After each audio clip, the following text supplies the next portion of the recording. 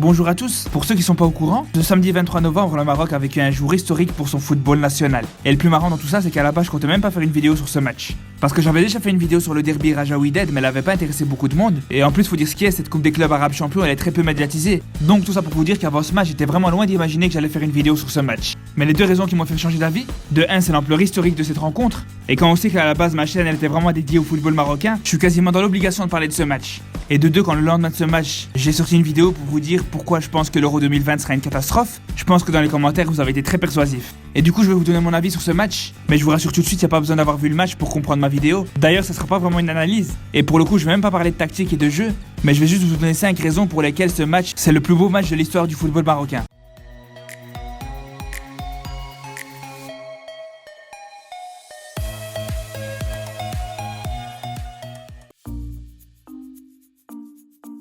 La première raison, c'est le scénario de ce match. Jamais dans l'histoire du football marocain, une équipe qui était menée 4-1 a réussi à revenir au score avant la fin de la rencontre. Surtout qu'encore à la 75e minute, le Wydad menait encore 4-1. Et même encore plus surprenant, à la 85e minute, c'était toujours 4-2 et le Raja avait encore 2 buts à rattraper. Et quand on sait que déjà à la base cette rencontre elle a été historique, quand on sait que c'est la première fois que les deux clubs se rencontrent dans une compétition internationale, mais quand on rajoute à ça que c'est le derby Casablanca où il y a eu le plus de buts, que c'est celui où l'OAC qu'on a inscrit le plus, quand on rajoute à ça que sur le match aller et sur le match retour, il y a eu 10 buts qui ont été inscrits, ça fait aucun doute, cette double confrontation laissera une trace énorme dans l'histoire.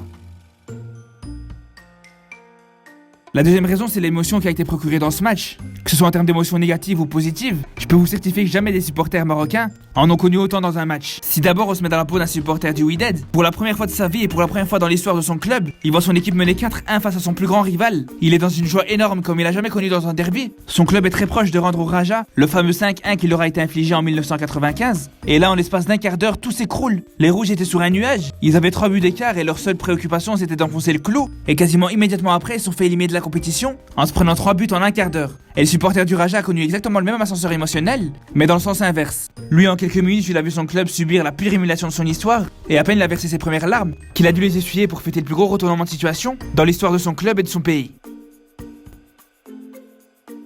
Après, bien sûr, il y en a plusieurs qui vont me dire qu'on a connu des plus beaux matchs encore au Maroc. Et je suppose que les exemples qui vont être choisis, c'est Maroc-Portugal de 86, où les Marocains ont battu le Portugal 3-1 à la Coupe du Monde au Mexique. Ou encore la victoire 2-0 à Abidjan en 2017, qui a donné un retour en Coupe du Monde après 20 ans d'absence. Mais bien sûr que c'était des très beaux matchs, et bien sûr qu'ils ont une plus grande importance dans l'histoire. Et je persiste à dire que ce match Wydad-Raja, ça reste quand même le plus beau. Parce que si par exemple tu prends le match Portugal-Maroc, pour le Marocain c'est un très beau match. Mais si par exemple tu prends un spectateur neutre, comme un Coréen par exemple, et tu le fais regarder le Côte d'Ivoire-Maroc de 2017, puis tu le fais regarder le match entre le Raja et le Wydad, et après tu lui demandes quel match a été le plus spectaculaire, je pense que la question elle se pose même pas.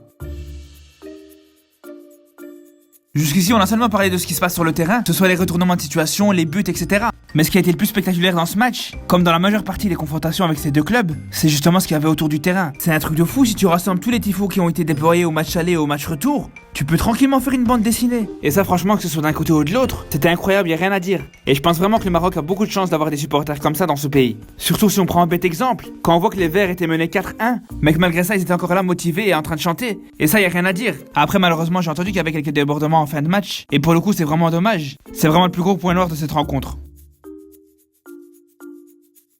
Enfin, pour terminer, ce qui rend vraiment ce match particulier, c'est vraiment ce contexte de rivalité. Déjà dans le jeu, on a vu une confrontation de deux styles opposés, mais pour ça, je vais pas rentrer dans les détails dans cette vidéo. Sinon, même dans l'attitude des joueurs, il y en a certains qui sont amis, mais malgré ça, quand ils se rencontrent dans le derby, ils hésitent pas à se mettre des coups en dessous de la ceinture, que ce soit au sens propre ou au sens figuré. Et ça, c'est des traces du football old school, que malheureusement on retrouve de moins en moins en Europe. Et bien sûr, par rapport à cette rivalité, en tribune non plus, ils ont pas pris des gants. Et là aussi, en termes de clash, il y avait pas de pitié, mais en tout cas, on préfère largement quand les clashs se limitent au tifo et au chant. Donc voilà, j'espère que cette vidéo vous a plu. On se retrouve dans la semaine pour parler du football européen, pour alterner. Et si vous avez aimé cette vidéo, abonnez-vous pour voir les prochaines. Sur ce, prenez soin de vous.